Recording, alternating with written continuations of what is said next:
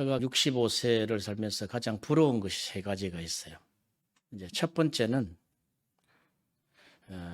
가족이 이렇게 뭐 성탄절이든 아니면은 연초든 이렇게 모여서 예배하는 가정.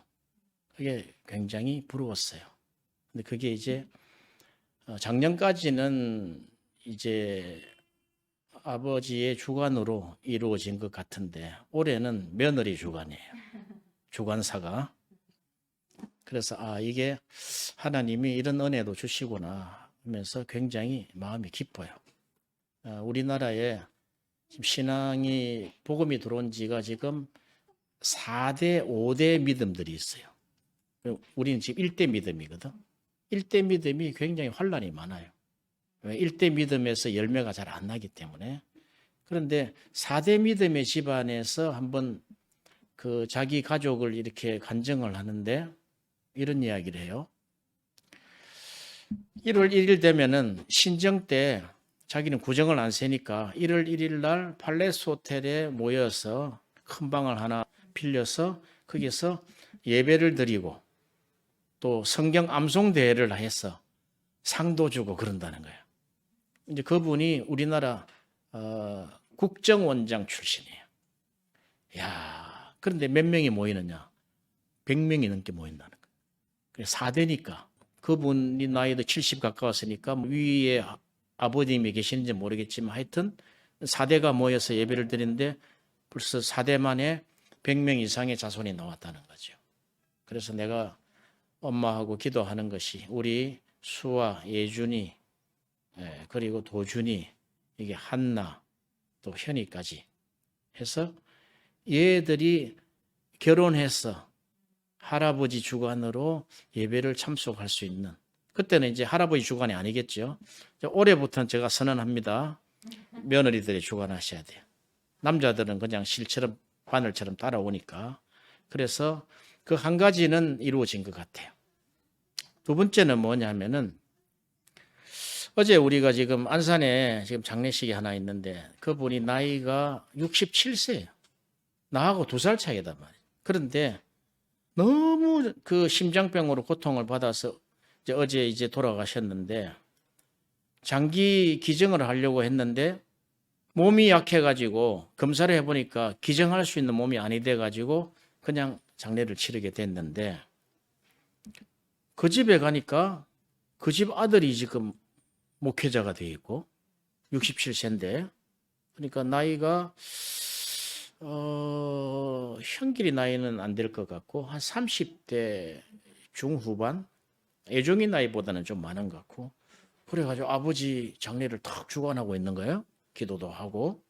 그런데 그 집 아들이 중학생인데 목회자 되겠다고 선언을 한 거예요. 네, 손자가. 정말 이거는 부러운 일이거든요. 그래서 우리가 그 가정에 목회자가 나왔다. 이거는 엄청난 일입니다. 엄청난 일이다. 물론 이제 저 같은 경우도 하나님의 은혜를 주셔서 이제 목회자의 길을 갔지만 또 이제 엄마도 여러 가지 뭐 아픈 중에 고난 중에 내가 목사 안수를 받아야 되겠다고 해서 우리 집안에 이제 목사가 둘이 나왔단 말이에요. 그건 보통 일은 아닙니다. 그런데 이것이 이 대를 이어서 자녀 대에 손자 대에 어느 집에서 나올지 굉장히 궁금해요. 그래서 제가 그 두 번째 그 부럽고 소원이 뭐냐면 우리 가정에서 우리 자녀 대 손주 대에서 목회자가 나오는 꿈, 선교사가 나오는 꿈. 그게 우리가 한 미랄이 돼야 되겠다. 네, 그런 생각을 하고 나이가 67세에 돌아가셨는데 보니까 몸은 건강해요. 몸 자체는 건강한데 이게 나이가 65세에서 이제 70으로 접어들면은 이제 노쇠해지잖아요. 그러다 보니까 죽음이라는 것을 계획하고 준비를 해야 되겠다 하는 그런 생각을 더 하게 됐고 오늘도 갑자기 지금 아침에 엄마 병원에 갔다 왔어요.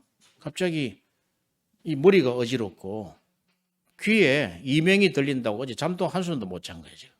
그래서 이거 큰일 났다. 나이가 있으니까 자꾸 어떤 병이 생기면은 더 큰 것으로 생각하더라고요. 뇌에 문제가 생긴 거 아닌가 해서 오늘 갔는데 뭐 그런 건 아니고 오늘 거기서 이제 진료받고 귀니까 귀 문제니까 이렇게 하고 이렇게 돌아왔어요.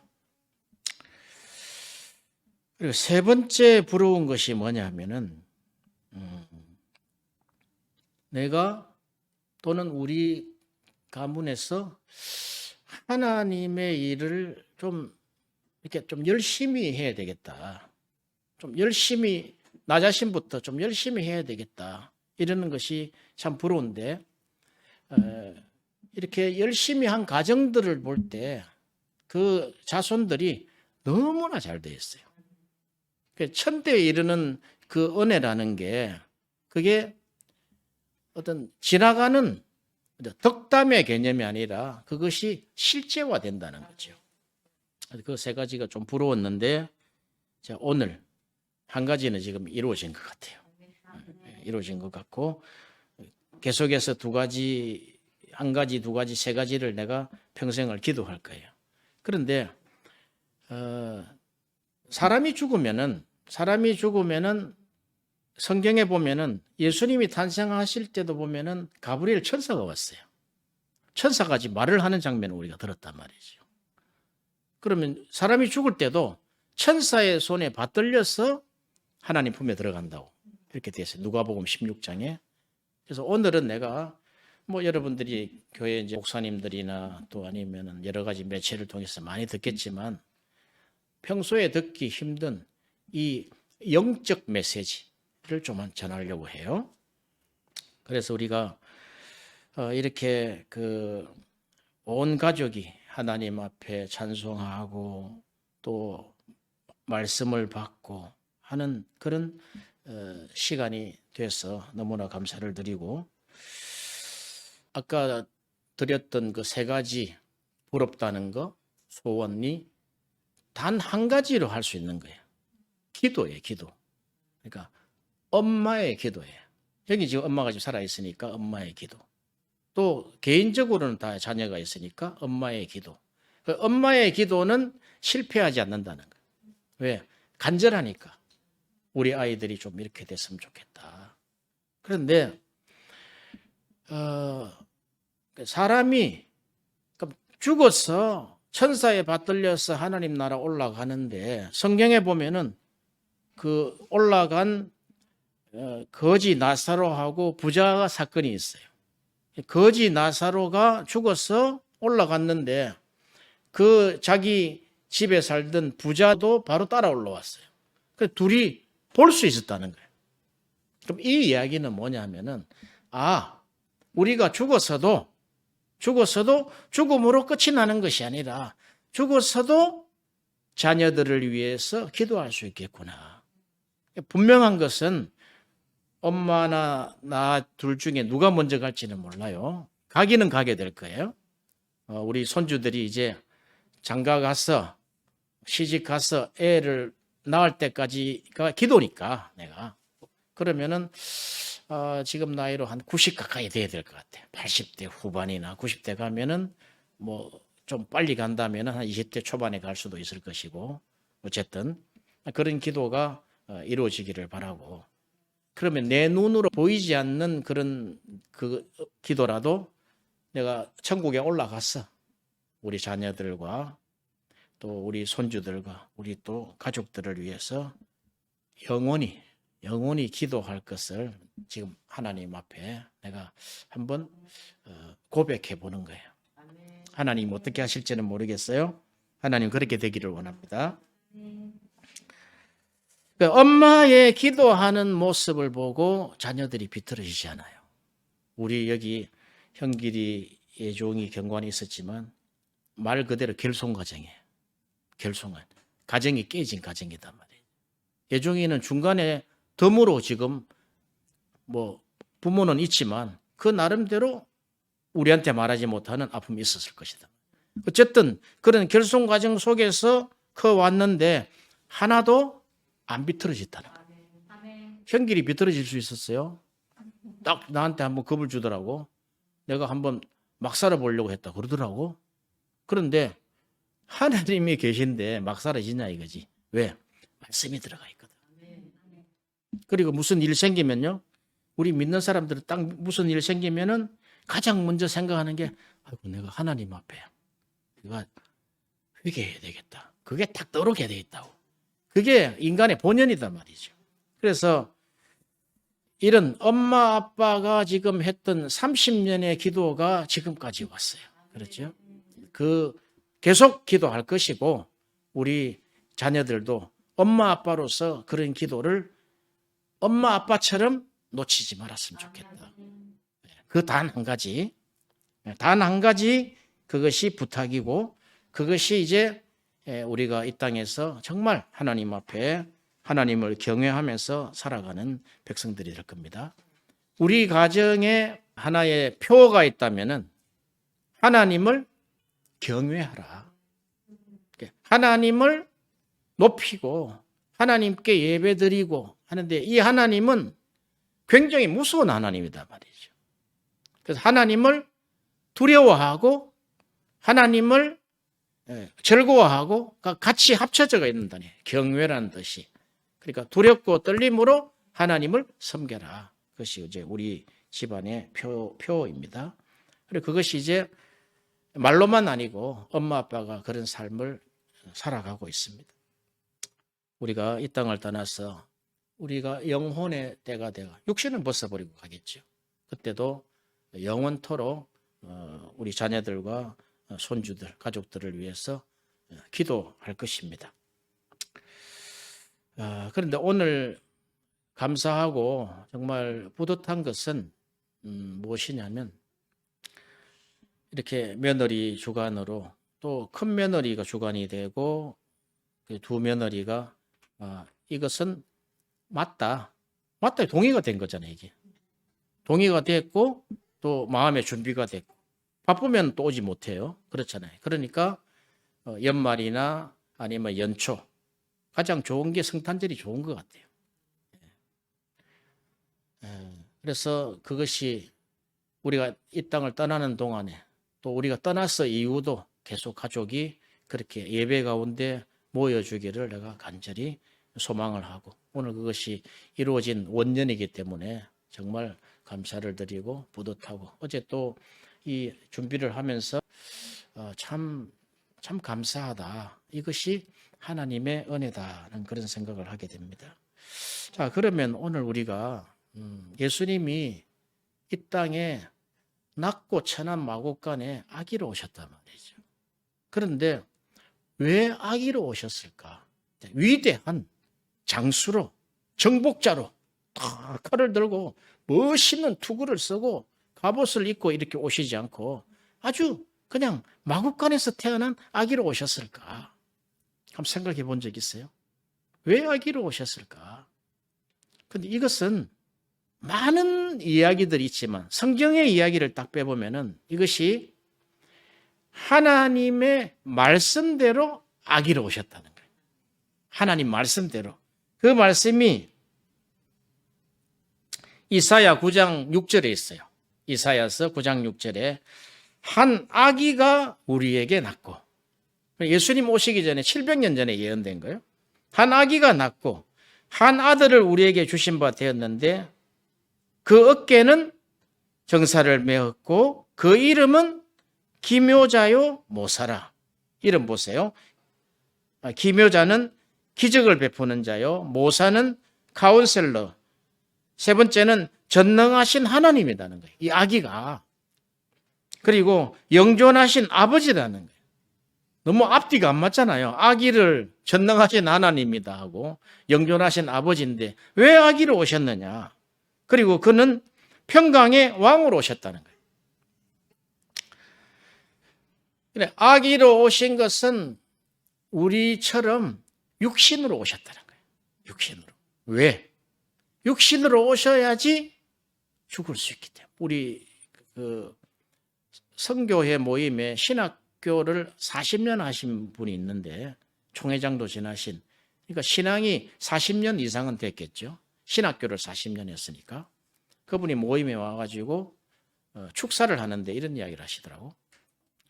저는 요 근간에 깨달은 것이 하나 있습니다. 그래서 이제 귀를 쫑긋했죠. 무슨 말씀 하실까요? 예수님이 죽으러 오셨다는 겁니다. 그렇게 이야기하는 거예요. 당연히 죽으러 오셨죠. 그런데 그 40년 목회자의 그 고백이 그 내재된 깊이가 있을 것이라 생각을 내가 했어요. 다 우리가 살라고 나왔잖아요. 그런데 예수님은 죽으러 오셨다는 거예요. 그 이야기를 한 6, 7년 전에 이렇게 들은 이야기인데 그 메시지가 그런 고민이 나에게 떠나질 않아요. 여러분들에게 내가 하나 부탁을 드린다면은 오늘 본문처럼 그 예수를 깊이 기억해야 돼요. 그러니까 기억한다는 것이 영어로 메모리잖아요. 메모리얼 돼야 된다 이거죠. 그것은 하나의 내 영혼에 예수로 각인돼야 된다. 각인. 그러니까 remember죠. 각인돼야 된다. 새겨져야 된다. 그러니까 어느 정도 새겨져야 되느냐 하면 그것이 이제 사람마다 좀 다 다르겠지만 그냥 예수님 하면은 그냥 미칠 정도로 새겨져야 된다. 지금 우리 엄마하고 나하고 신앙생활이 지금 30년이 조금 넘었어요. 한 5년쯤 됩니까? 근데 예수님을 딱 믿고 나서 아까 찬송처럼 죄악에 썩은 내 육신을 주님이 살리려 하셨네. 먹물로 칠한 내 육신. 이 죄 많고 허물 많은 그냥 버리지만도 못한 인간을 예수님의 새 생명을 주시기 위해서 나를 살리셨다는 거예요.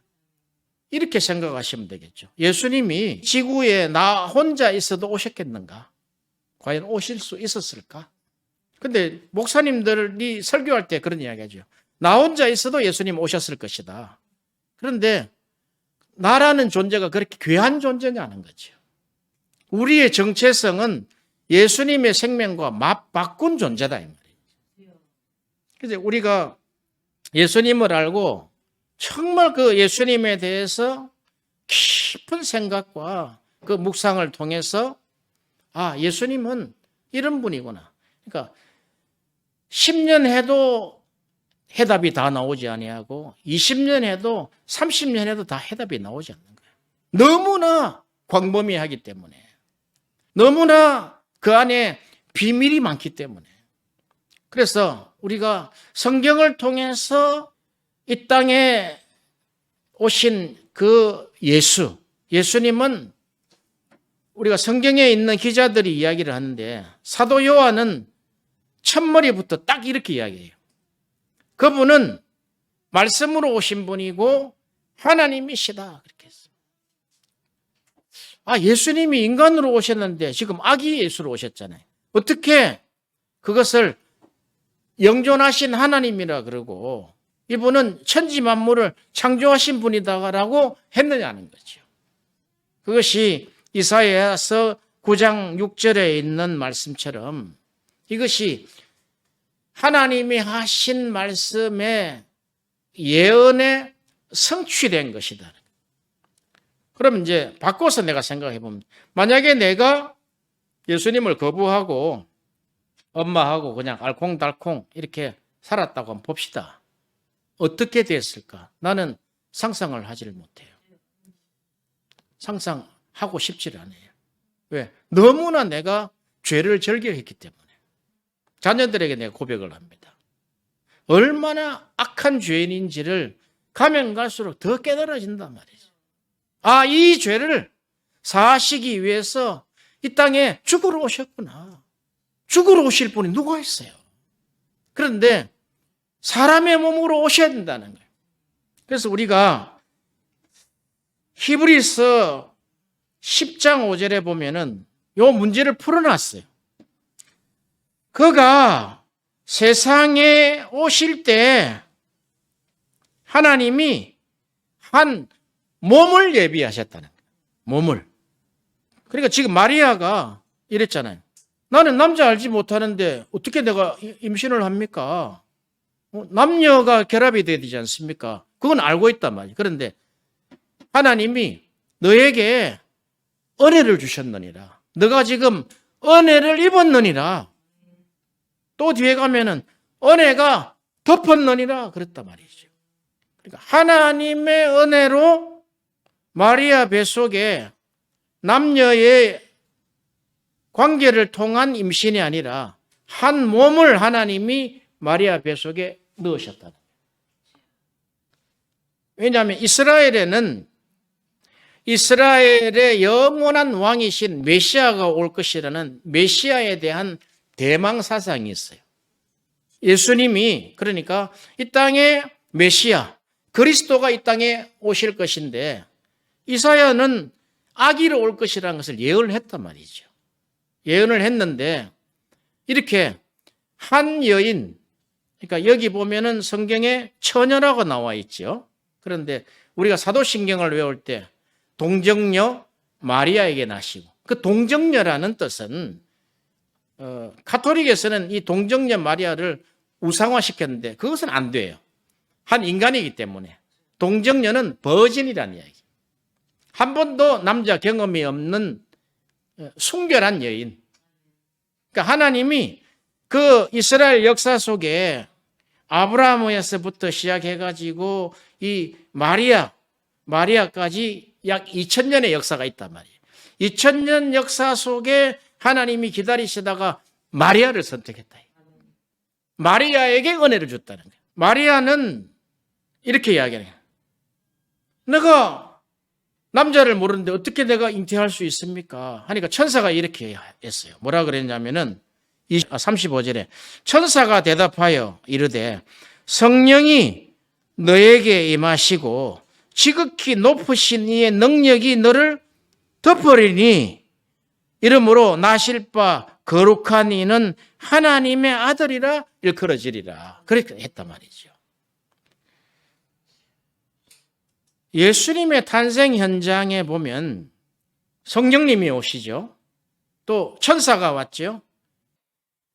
오늘 내가 영적인 설교를 한다 그랬는데 이렇게 하나님과 연관된 자, 성도들, 이단 죄입니다. 이단은 안 돼요. 그러니까 하나님의 말씀이 있는 자, 성도들, 또 하나님 앞에 기도하는 자들은 이렇게 성령과 천사가 함께한다는 거예요. 아멘. 사람이 어떻게 마리아 뱃속에 잉태할 수 있겠어요? 남자를 모르는데. 그래서 우리가 이것은 기독교 신앙을 푸는데 가장 핵심이 동정녀 마리아 탄생이에요. 어떻게 낳을 수 있냐는 거야. 이 과학적으로 안 된다 이거지. 그런데 하나님은 창조주이기 때문에 한다는 거예요. 이게 믿음이라는 거예요. 그런데 마리아가 그러는 거예요. 마리아가 뭐라 그러냐면은 딱 대답을 이렇게 해요. 37절에 대저 모든 것을 막론하고 결론적으로 하나님의 모든 말씀은 능하지 못함이 없느니라. 하나님의 말씀은 가능하다는 거예요. 그러니까 천사가 하나님 말씀을 가지고 왔거든. 그러니까 너가 지금 하나님 은혜를 입었다. 너에게 지금 아이가 탄생할 텐데 그 아이를 예수로 하라. 이런 거 정해줬단 말이죠. 그랬을 때 마리아는 말씀의 사람이었다는 거예요. 이스라엘의 역사에 이 메시아 그리스도가 탄생을 하는데 하나님이 인간인 나 마리아의 몸에서 하나님이 말씀하심으로 나에게 예수가 탄생하는 그런 영광을 주셨구나. 자, 다시 우리가 영적으로 이야기합니다. 우리 모두는 예수를 잉태하듯이 우리 안에 그 생명이 잉태되어야 된단 말이에요. 이 모양 그대로 지금 이게 그림으로 보이잖아요. 이 그림 그대로 우리 안에 예수님이 우리 안에 오신다 이 말이에요. 무엇으로? 말씀으로. 이 마리아는 말씀의 사람이었어요. 자, 아기부터 자, 예준이, 도준이, 수아, 한나, 현이 뭐로 키울 수 있겠어요? 내가 번 돈으로? 안 돼요. 그건 한정대가 있다. 하나님 말씀으로 키워야 된다. 그래야지, 하나님 말씀으로 커야지 어떤 어려움도, 우리가 부모가 겪은 어려움들이 있잖아요. 엄마 아빠가 무슨 일을 안 겪겠어요? 60년, 65년을 살면서 무슨 일을 안 겪겠냐고. 그 어려운, 특별히 예수님을 믿으면서 살아가면서 우리가 한 15년 정도입니까? 15년 정도는 돈 10원도 벌지 않고 살았단 말이에요. 일을 할 수 있는 사람이야. 저 사람은 미용 기술을 가지고 있고, 나는 어떤 뭐 인테리어나 또 어떤 행사나 하는 어떤 집회를 할 수 있는 능력을 가지고 있는데 내가 딱 끊었단 말이죠. 딱 끊었는데 그 15년 동안에 먹고 살게 해주셨단 말이죠. 그걸 이제 우리는 경험을 했죠. 했는데 우리 자녀들을 가장 훌륭하게, 부모가 가장 훌륭하게 안 키우고 싶은 사람 누가 있겠어요? 지금 이제 수아부터 시작해서 우리 현이까지 쭉 이렇게 보면 여기서 어떤 인재가 어떻게 나올지 나는 몰라요. 그런데 기도를 한단 말이지. 그 인재 중에서 가장 소원은 선교사나 목회자를 하나 나와주라 이 말이지. 근데 그것은 사람의 힘으로 너 목회자 돼? 너 선교사 돼? 너 목사 돼? 그래 안 된다 이거지. 이 마리아가 어릴 때부터 아기 예수를 젖먹이면서부터, 왜? 그 뱃속에서 나왔으니까 그냥 배를 찢고 나온 게 아니단 말이지. 엄마 그 태만 빌린 거죠. 하나님이 씨를 예비한 것이 아니라 몸을 예비했다는 거예요. 플래시. 한 몸을 예비. 남녀가 결합을 할 때 몸을 예비하지 않아요. 씨를 예비하지. 그래서 이 몸을 통해서 나왔는데 양육할 때는 마리아의 가지고 있는 그 능력, 성향으로 양육을 했다 이 말이죠. 그런데 마리아는 말씀으로 양육했다는 게 성경 전반에 보면 다 나와요. 예수님이 12살 때 그 대제사장, 대학자들이죠. 대학자들하고 질문하고 답하는 것을 할 수 있었다 그랬으니까. 그래서 이스라엘은 12살만 되면은, 남자 12살만 되면은 성인식을 해버려요. 된다 이거예요. 근데 그걸 알면서도 예종이, 경관이, 형길이는 안 되더라고. 내가 해보니까 12살에 내가 성인식을 내가 해줘야 되겠다 하는데 이 말씀이 차야 되거든. 이스라엘 사람들은 12살 되면은 부모 손을 떠납니다.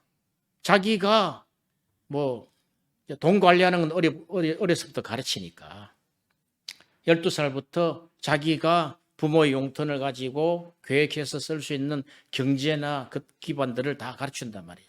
12세까지는 부모 밑에 교육이 들어가죠. 12세 이상 되면은 부모 교육이 안 돼요. 여기 지금 30이 넘은 자녀들한테 너 이렇게 저렇게 할 거 없어요.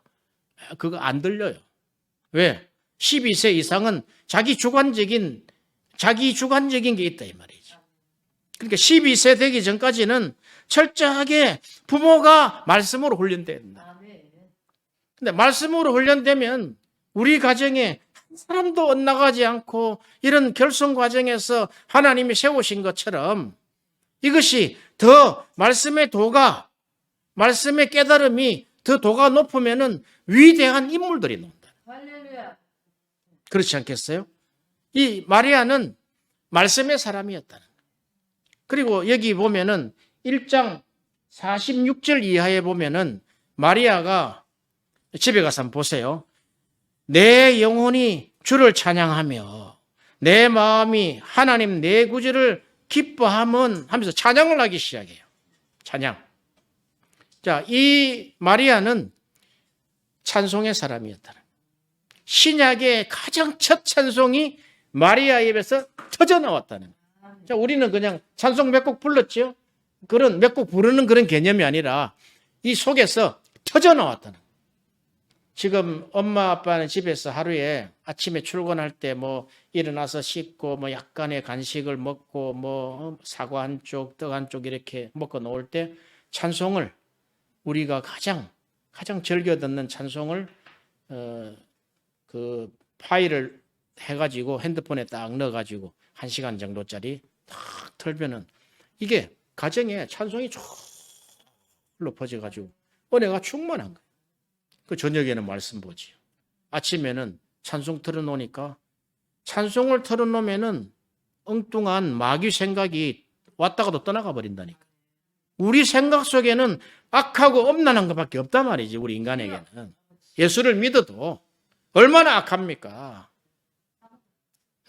그래서 찬송이 생활화돼야 된다. 그 속에서 예수님이 성장했다는 거예요. 그리고 히브리서 2장 11절에 보면은 그 마리아의 뱃속에서 예수님이 탄생하실 때 우리도 함께 탄생했다고 나와 있어요. 너무 놀라운 일 아닙니까? 히브리서 2장 11절에 거룩하게 하시는 자와 거룩하게 함을 입은 자, 거룩하게 하시는 자는 예수님이죠. 거룩하게 하심을 입은 자들이 다 한 근원에서 탄생한 것이다. 우리가 예수님을 믿지 않는 사람은 별 것이겠죠. 그런 이야기가 무슨 뭐 뜬구름 잡는 것처럼 이야기하겠지만 우리는 예수님과 한 형제로 태어났다. 와, 놀랍습니다. 세상에 인류는 두 가지로 분류할 수 있어요. 첫 번째, 하나님이 없다고 하는 자. 그게 무신론자, 공산주의자들, 그리고 안 믿는 자들. 다 그 영향이에요, 그게. 하나님이 없다. 성경은 하나님이 없다고 하는 자들을 어리석은 자다 그래요. 어리석다는 이야기는 성경에 너 정말 어리석구나. 그래서 우리가 아이들한테 어리석다는 단어를 쓰면 안 돼요. 짐승이라는 이야기라고. 그러니까 하나님이 없다고 하는 자는 짐승 새끼다는 거예요. 짐승처럼 살아간다는 거예요. 우리가 예수님 모를 때 그냥 부모 말씀대로 12살 이후로 우리가 우리의 자력으로 살아왔는데 내 마음대로 살아왔거든. 그 지나서 보면은 내 마음대로 사는 것이 그냥 짐승처럼 살아. 그래, 인류가 하나님이 없다고 하는 자들이 반이 돼요. 30억, 40억 된단 말이에요. 두 번째는 하나님을 믿는 자 중에서도 대부분이 그 두 번째 인류, 하나님을 속일 수 있다고 생각하는 사람들. 하나님을 속일 수 있다. 하나님 안 속아요. 우리 일거수일투족을 다 보고 오신다 그랬어요. 우리가 엄마 뱃속에 태어날 때 하나님이 그것을 지키시고 보호하셨다는 거예요.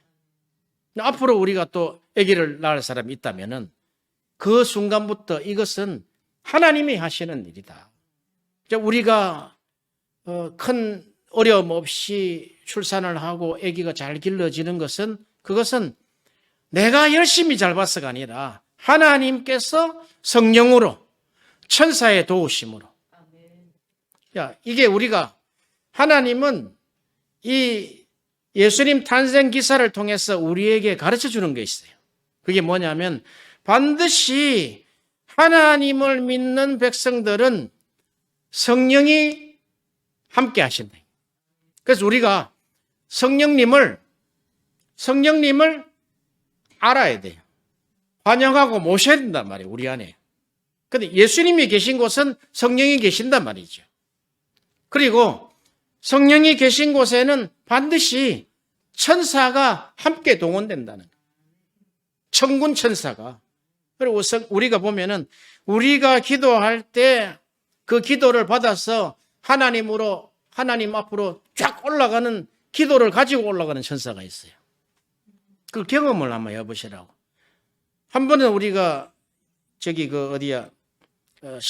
용인 식금리 있을 때 밤에 우리가 9시부터 시작해가지고 11시까지 예배드리고 1시간 쉬었다가 12시부터 새벽 4시 반까지 기도를 하는 한 7년의 기간이 있었는데 하루는 기도를 딱 하는데 천사가 와가지고 무슨 이렇게 향로를 하나 가져와가지고 기도를 딱 받아서 올라가더라고요. 그게 요한계시록에 나와 있더라고요. 금향로에 기도를 받아가지고 하나님의 제단불에다가 쏟음에 쏟은 것이 이제 그 기도 제목이 이 땅에 떨어지는데 불과 내성과 우박으로 떨어지는 거예요. 하나님이 그런 방식으로 기도에 응답한단 말이에요. 자, 마리아를 보면은 말씀의 사람이죠. 찬양의 사람이다 그랬죠. 찬양은 곡조 있는 기도라 그랬다. 그러니까 말씀의 사람이요, 기도의 사람이다. 이것이 여러분들과 여러분들의 자녀가 이제 승부를 낼 수 있는 두 가지 길밖에 없어요. 누가 어떻게 될 줄 알 수는 없지. 뭐 돈이 많았어? 뭐 부모님이 내가 잘 키웠어? 그게 아니에요. 오늘 내가 큰 며느리한테 그랬잖아요. 우리가 초기 때 이 자녀들이 사람이 이중문화권석에 들어가야지 인재가 나온다는 메시지를 내가 받았단 말이에요. 그래, 그럼 우리가 미국에 들어가야 되겠구나. 해서 미국 비자를 냈는데 나도 나왔지, 엄마도 나왔지, 형길이 나왔지, 예종이 나왔지, 병원에까지 다 나왔어, 미국 비자가. 그런데 딱 들어가려고 준비를 했는데 이때 만약에 다 들어갔다면은 지금 여기 새 여자는 없다고. 그런데 지금 생각해서 보면은 이게 하나님의 뜻이구나. 이렇게 예쁜 며느리들을 하나님이 이렇게 예비를 해놓으신 거죠. 그런데 그때 이런 거죠. 아브라함에게 했던 것처럼 너희는 본토 친척 아비 집을 떠나서 내가 내게 지시할 땅으로 가라 했는데 내가 가면 될 줄 알았어요. 내가 보기 좋은 곳으로. 내가 원하는 보기 좋은 미국. 근데 하나님은 막아버렸어요. 이 목을 쳐가지고. 목이 잘라졌잖아요. 다 죽는다 그랬죠. 그런데 지금 한 30년 지나서 내가 보니까 지시할 땅이 있다. 지시할 땅. 아브라함도 75세에 들어갔는데 하나님이 내가 말씀과 기도로 준비하면은 그 지시할 땅을 하나님 여실 거라는 내가 확신이 들어요. 그런데 요즘 내가 생각을 해보면은 하나님이 아프리카 쪽으로 향하시고 있는 마음이 내 안에 있어요. 아프리카 쪽으로. 나는 기도를 하거든. 하나님, 성경에 있는 말씀처럼 내가 예루살렘을 보게 해주옵소서. 그런데 아프리카는 예루살렘 가까워요. 그런데 우리가 지금 르완다 연합대학교 내가 이사하기 때문에 천상 내년 9월에 들어가야 된단 말이죠. 들어가는데 하나님이 어떤 인도가 있을지 나는 모르겠어요. 틀림없이 나는 있다고 봐요. 말씀과 기도로. 물론 초기 때는 그러지. 아이고 어떻게 아프리카로 들어가. 아주 멋진 미국으로 들어가야지. 근데 하나님의 방식은 그런 게 아니다는 거예요. 지금은요. 흑인들 영상이나 그 아프리카 사람들 보면 너무너무 사랑스럽게 보인다. 내 눈을 바꿔줬단 말이에요. 자, 오늘 우리가 이제 말씀을 이제 마무리를 하면서 예수님이 이 땅에 오신 이유는 누가복음 4장 17절 이하에 보면은 누가복음 4장 17절 이하에 성령이 임하셔서 가난한 자에게 복음을 전하러 오셨다. 복음. 복음은 하나님이 창조주다. 복음은 하나님의 생명을 통해서 영원히 죽지 않는 영생을 전하러 오셨다는 거예요. 한마디로 Eternal life, Everlasting life. 영원한 생명. 우리 인간은 죽는 존재입니까? 안 죽는 존재입니까? 죽지요. 그런데 인간의 영혼은 영원한 존재라는 거예요. 육신은 때가 되면 갑니다. 그런데 우리가 예수님을 믿지 않고 하나님이 없다고 하는 그런 어리석었을 때의 시절은 죽으면 끝나지 뭐. 먹고 마시고 놀자. 부어라 마셔라. 이렇게 해버린다. 내 마음대로 산단 말이에요. 그런데 성경은 인간은 영원한 존재다. 왜? 예수님의 생명이 나에게 들어와서. 이 아기 예수의 생명이 나에게 들어왔단 말이에요. 그 핏덩어리가 나한테 들어왔다는 거예요. 그 우리가 예수님 피로 우리 죄를 사한다 그랬죠? 그 예수님의 피가 우리 속에 들어왔단 말이에요. 이게 뭐 밖에서 양재기로 해가지고 피를 이렇게 뿌린 어떤 그런 형상이 아니라 우리 안에서 우리 양심에 예수님이 피를 뿌렸다는 거예요. 그 이전에 제사 제도가 있을 때는 황소와 및 염소의 피를 가지고 뿌려도 죄가 사해지고 정결하지 못한 사람이 거룩하게 되었는데 하물며 예수의 피가 너희 죽을 양심을 살리지 못하며 너희에게 죄를 사할 수 없겠느냐? 하나님은 하신다는 거예요. 그래서 이 예수님은 우리에게 복음을 전하러 오셨는데 그 복음을 전하러 오셨는 것 중에 보면은 4가지가 있어요. 4가지. 이제 그것은 이제 오늘 길기 때문에 다 말을 하지 않겠어요? 첫 번째, 포로된 자에게 자유를, 눈먼 자에게 다시 보게 함을, 눌린 자를 자유케 주의 은혜를 전파하러 오셨다는 거예요. 근데 이게 그냥 우리가 생각하고 있는 그냥 일상적인 언어냐? 아니에요. 이게 영적 언어예요.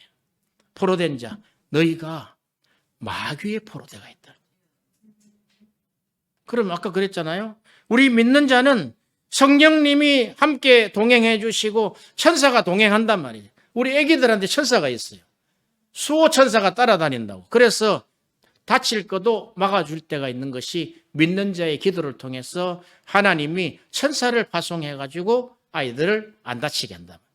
얼마든지 많이 있었을 거예요. 그래서 그게 하나님의 은혜단 말이죠. 그런데 포로된 자, 천사도 있지만 이 영적인 세계에 타락한 천사, 마귀 사탄이 있단 말이에요. 마귀 사탄, 이름도 여러 가지. 마귀라 하기도 하고, 사탄에게라 하기도 하고, 뱀이라 하기도 하고, 귀신이다 하기도 하는 이런 마귀 사탄이 믿지 않는 자들에게 딱 포로로 만들어야 돼요. 그래서 복음을 못 듣게 하려고. 예배도 싫다는 거예요. 하나님이 싫다는 거예요. 예수님이 싫다는 거예요. 예수님을 저주한단 말이죠. 가끔 댓글에 보면은 뭐 이상한 댓글도 많더라고. 이 기독교 뭐 설교나 아니 어떤 좀 평이 좋지 않는 목사님 밑에 달린 댓글도 보면은 막 기독교를 막 나쁜 용어를 쓰고 막 그 예수님을 막 저주하는 그들은 포로된 자예요. 영적으로 마귀의 포로된 자요. 그리고 눈먼 자. 영적으로 눈이 멀어서 못 본다는 거예요. 그래서 우리의 의사로서 영적인 눈을 띄워 주시려고 하셨다는 거예요. 자, 오늘 우리가 영적으로 눈을 뜨는 것은 내가 하나님의 자녀로서 살아갈 때 첫 번째, 성령님이 나를 도와주신다. 두 번째, 천사가 나를 도운다. 이게 항상 나를 호위해서 다닌다. 그래서 우리가 예수님을 믿는 자들에게는 이 땅에 발을 붙여서 살지만 천국의 기쁜 삶을 살게 한다는 거예요. 돈과 관계없이, 재산과 관계없이 기쁘다는 거예요. 왜? 지금 보면은 한나 엄마가 보면은 지금 심령인의 변한 걸 내가 눈에 보여요. 우리 큰며느리는 말할 거 없고. 근데 그런 게 어떤 외적으로 돈이 많이 생기고 어떤 재산이 생기고 이런 것이 아니라 내 마음 안에 예수님의 그 하늘 기쁨이 왔다는 거예요. 사람이 바뀌어요, 얼굴이. 나는 원래 우울증 환자였다고. 그런데 바뀌더라고. 내가 이 땅에 사는 것은, 예수님을 믿는 것은, 내가 이 기쁨은 천국의 기쁨으로 내가 사는 것이다. 그런데 이 영적으로 마귀에게 포로된 자가 자유케 되면은 어떤 이야기를 한 줄 아세요? 내가 처음 예수를 믿고, 난 살았다. 나는 죽기만을 계획했거든. 내가 20대 후반, 우리 어머니 돌아가시고 나서 19살 때부터 시작해가지고 내가 타락해가지고 약 30세까지, 한 10년까지, 한 11년 내에 되겠지. 완전한 타락 생활을 내가 했단 말이에요. 어머니가 교통사고 비명에 갔기 때문에. 그런데 내가 예수를 믿고 내가 딱 구원을 받고 하나님의 기쁨을 내가 생명을 얻고 기쁨을 체험했을 때 첫 마디가 살았다. 내가 왜 죽으려고 했나? 내가 살았다 하면서 한쪽으로는 너무 그동안에 죄인으로 살았던 그 나 자신이 너무 미워서 전봇대에다가 박치기를 해가지고 내 지성을 깨버리고 싶더라고. 너무 바보같이 살았기 때문에. 왜? 영적인 그 포로된 것이 풀어졌다. 그리고 영적으로 이 맹인이 됐던 눈먼 자를 다시 보게 해주셨다. 세 번째는 눌린 자. 항상 뭔지 몰라도 돌덩이처럼 누르고 있단 말이에요. 우리가 집안들이 보면은 순기능의 집안들이 많지 않아요. 다 역기능이에요. 85%, 90%가 역기능이다. 왜 그러냐? 부모로부터 다 물려받은 거라고. 아버지의 횡포, 어머니의 도망감, 이혼함, 이런 것들 다 역기능 가정인데 그런 것들이 내 마음 안에 탁 눌려져가지고 엉망으로 산다 이 말이에요. 못 푸는 거예요. 안 풀리는 거예요. 그러면서 이 눌려 있는 것이 남도 용서가 안 돼. 근데 예수님 생명이 딱 들어오면은 이제는 저절로 용서가 되는 거예요. 용서 못하는 사람들 보면은 너무 불쌍해 보이는 거예요. 왜 저래 묶여 살지? 그래 예수를 전하고 싶은 마음이 생기는 거지. 그리고 네 번째, 그 무엇보다 주의 은혜의 해를 전파하러 오셨다. 그러니까 예수님의 은혜의 해, 이것은 모든 해방을 이야기합니다. 우리 인간의 이 세상에 이 우주의 모든 해방을 선포하러 오셨다는 거예요. 예수님 오신 이유가. 그래서 우리가 요한계시록 2장 3장에 보면은 아시아의 7교회가 나오는데 그 마지막 말세 때 교회 7개가 나오는데 그 7개 공통적으로 하는 이야기가 있어요. 그 교회에게 이렇게 이야기하는 거예요. 귀 있는 자는 성령이 교회들에게 하시는 말씀을 들을지어다. 그럼 우리가 귀 없어요? 있다고. 그런데 영적인 귀를 이야기한다고. 영적인 눈을 이야기한다고. 영적인 포로된 것을 이야기한다고. 영적인 눌린 것을 이야기한다고. 그런데 밖으로는 아무것도 안 보여요. 이런 자연인이 이런 상태다 말이에요. 그 무엇으로도 할 수 없는, 예수님이 아니면 하실 수 없는, 그래서 그 시작이 예수님이 아기 예수로 마리아 태를 빌려서 나와가지고 말씀으로 기도로 양육이 되어서 그가 이제 30살이 되면서부터 사역을 시작해서 33살에 십자가에 죽으시잖아요. 죄가 있었습니까? 죄 없었어요. 그 죽으신 것은 바로 지금 내 죄를 위해서 죽으셨다는. 그러니까 우리가 간단하게 복음을 전할 때 그러잖아요. 너무나 예종에는 많이 들어왔을 거예요. 근데 오늘은 조금 달리 들어오는 부분도 있을 거예요. 내가 죽음 이야기를 내가 했기 때문에. 그렇게 늘 들어왔던 거지만 이렇게 한 30년 연구하고 묵상하고 하나님 말씀을 연구를 하고 하다 보니까 이것이 하나님이 이 진리의 말씀이 나에게 도착할 때 항상 천국처럼 항상 새롭게 해주신다. 천국은 항상 새로운 곳이라 그러니까. 그러니까 우리 하루가 나에게 주어진 천국. 또 하루가 주어진 천국. 우리는 그렇게 지금은 육아 지옥이다. 무슨 지옥이다.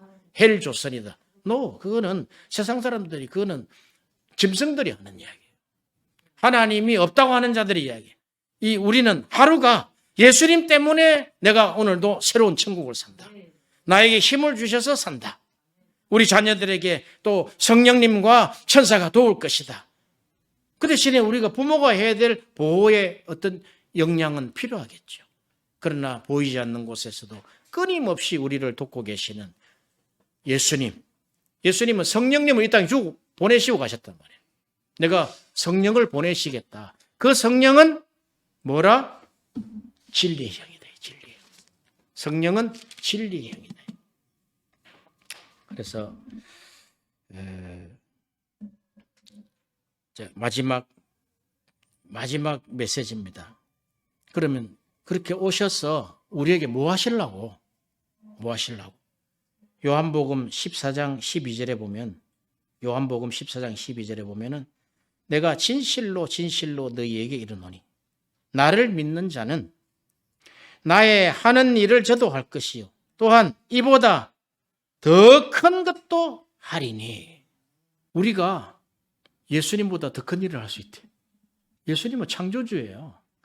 자, 우리 인간은 창조주는 아니지만 창조하신 예수님 우리 안에 들어가 계시단 말이죠. 그게 우리가 하나님의 형상, 하나님의 형상대로 창조하셨다 그랬잖아요. 그러니까 우리가 생육하고 번성하고 정복하고 다스리며 충만하라. 이렇게 우리에게 5가지 하나님의 형상대로 주셨는데 그 형상이 우리 안에서 우리가 이룰 수 있다는 거예요. 그러니까 우리는 예수님을 믿는 자는 예수님의 하신 일도 할 수 있을 것이요 그보다 더 큰 일도 할 수 있다는 거예요.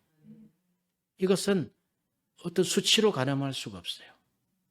만약에 내가 예수를 안 믿었으면 지금 아마 술병으로 죽었을 수도 몰라요. 허리가 벌써 60이 돼가지고 다 꼬부라지고 이빨 다 빠지고 머리털도 다 빠지고 그런데 날마다 새로우니까 날마다 찬송이 있으니까 날마다 기도가 있으니까 이제 어려운 일이 생기죠. 그러면은 두말할 것 없어. 그냥 그 자리에서 걸어가면서도 하나님 도와주세요. 성령님 도와주세요. 천사들을 불러서 도와주세요. 우리 눈에 보이지 않지만 이 교통이 이 기둥이 이 말씀의 기둥 이 불기둥이 끊어지지 않아요. 항상 서 있단 말이죠. 스데반이 마지막 순교당할 때 딱 하늘을 보니까 하늘문이 딱 열렸다. 믿는 사람들 죽으면 하늘문이 열린다. 예종이가 일반적인 눈으로 보면 안 보이지. 그냥 죽은 시신밖에 없는데. 그런데 하나님 딱 열어요. 예수님이 딱 팔을 벌리고 계신단 말이에요. 이거 우리가 한 인간이 걸어 다니지만 나는 하나님의 그 아들, 하나님의 자녀에 대한 존재로서 내가 어디를 가더라도 어떤 일을 만나도 승리할 수 있는 모르죠. 우리가 아프리카 가면 어떤 일이 일어날지 몰라요. 거기는 3분의 1이 무슬림이기 때문에 무슬림은 예수 전하면 바로 죽여요. 그냥 참수하든지 아니면 불에 태우든지 참수하거나 불에 태워야 자기는 천국 갈 수 있으니까. 아니 그런 이론이 어디가 있어? 사람을 죽여야지 자기 종교를 믿어야지 천국 간다는 게 그 어디가 있어요? 그런데 우리 예수님은 마지막 유언으로 내가 너희를 사랑하니 너희도 서로 사랑하라. 그것이 나 자신을 사랑하는 것부터 시작해서 부부 사랑으로 시작했어. 그것이 자녀 사랑으로. 왜? 그것이 하나님이 우리에게 주신 한 가지 계명이다 말이에요. 원수까지. 기도하겠습니다. 하나님 이렇게 예수님의 탄생을 통하여 그 아기 예수로 가장 낮고 천한 곳으로 오셨지만 바로 낮고 천한 곳이 바로 내 육체라는 것을 깨달았습니다. 오늘 영적인 눈을 열어주시고 영적인 귀를 열어주셔서 감사합니다. 우리 자녀들 또 우리의 손주에 이르기까지 하나님께서 성령으로 지켜주시고 천사로 보호하셔서 한 사람도 망하지 않게 하여 주시고 또 저주받지 않게 하여 주시고 도둑놈, 강도, 절도, 사기꾼, 인신매매 당하지 않도록 도와주시고 천군 천사로 보호하셔서 하나님께서 반드시 나를 믿는 자는 나의 일을 할 것이요 이보다 더 큰 일을 할 수 있다고 하였사오니 하나님 은혜가 충만하게 하여 주옵소서. 예수님 이름으로 기도하옵나이다. 아멘.